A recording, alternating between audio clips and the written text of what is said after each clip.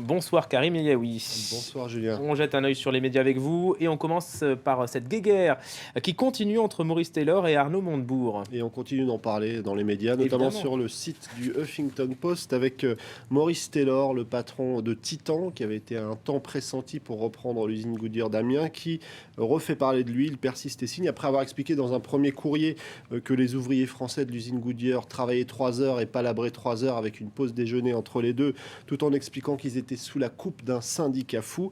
Eh bien, on se souvient qu'Arnaud Montebourg lui avait répondu dans une lettre où il le traitait d'extrémiste. Et revoilà Maurice. Cette fois-ci, il explique que l'extrémiste, c'est votre gouvernement et son manque de connaissance de la façon de bâtir une entreprise. Alors, il a eu des mots particulièrement durs à l'égard d'Arnaud Montebourg. Je vous propose d'écouter Maurice. C'était sur les ondes de la radio Europe 1. Écoutez. What the hell is the minister bothering me for? I mean, how stupid is he? Mais pourquoi votre ministre m'embête avec ça? Il est stupide ou quoi? On parle de l'usine Goodyear et il s'adresse à moi. Vous devriez poser vos questions à cet imbécile. J'ai négocié pendant 1 an. Et ce syndicat, la CGT, ils ont claqué la porte. Ils s'en fichaient de perdre 500 emplois. Ils s'en fichaient. Et pourquoi ils ne l'achètent pas, cette usine? Ils sont si intelligents. Et que le gouvernement français leur donne de l'argent. Ouais, évidemment, Maurice l'Américain ne s'est pas fait que des amis, Karim. Alors, on était dur aussi du côté des médias français et de certains journalistes. Jean-François Kahn, sur le site du Huffington Post, avec sa petite rubrique, le tweet de Jean-François Kahn.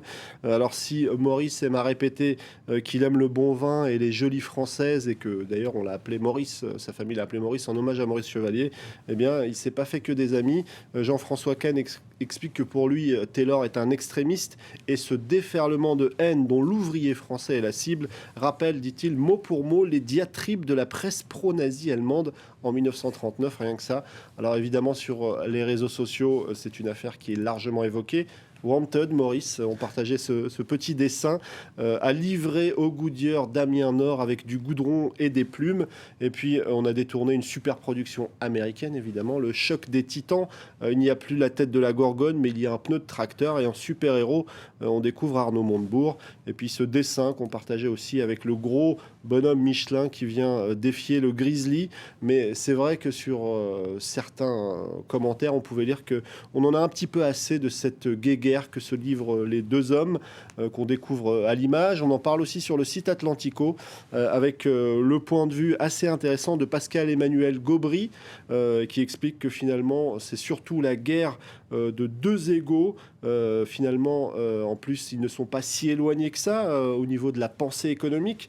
Et il explique que dans la guerre économique, tous les deux partagent l'idée qu'il faut se protéger grâce à des barrières douanières. Finalement, les deux hommes ne seraient pas si différents. En tout cas, c'est le point de vue de Pascal-Emmanuel Gaubry sur le site d'Atlantico. On en parle en France, aux États-Unis. Est-ce qu'on en parle ailleurs, Karim? Alors, c'est assez étonnant, mais on en parle beaucoup et on en parle beaucoup ailleurs, notamment du côté de Malte. The Malta Independent en parle.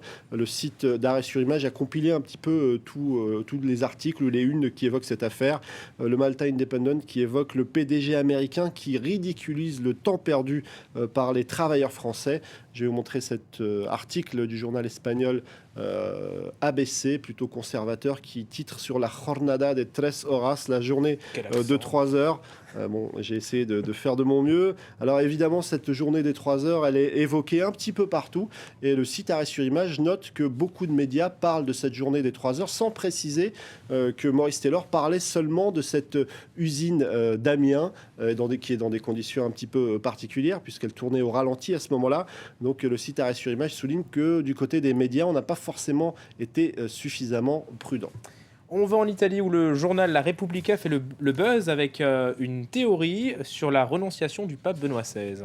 Alors on découvre cette une de la Repubblica qui explique qu'un rapport détaillant l'existence d'un lobby gay au sein du Vatican aurait été remis au pape et rédigé par 3 cardinaux à la retraite. Cet élément aurait contribué à décourager Benoît XVI, trop fatigué pour faire face à un nouveau scandale. Alors c'est vrai qu'on en parle beaucoup de cette affaire, on la reprend largement dans les médias français, ici sur le site de Libération ou encore ici sur le site du Journal du Dimanche, le site de France Télévisions, mais sur le site du Figaro, on tempère beaucoup cet article de la Repubblica parce qu'on considère que c'est totalement improbable que ce que cette étude, en quelque sorte, que cette enquête que le pape a commandée concernait surtout les fuites, la fameuse affaire Vatilix, et que l'homosexualité existe au sein de l'Église. Ce n'est pas ça le problème du moment qu'on s'abstient pour tous ces hommes d'Église. Ce n'est pas ça le vrai problème. Et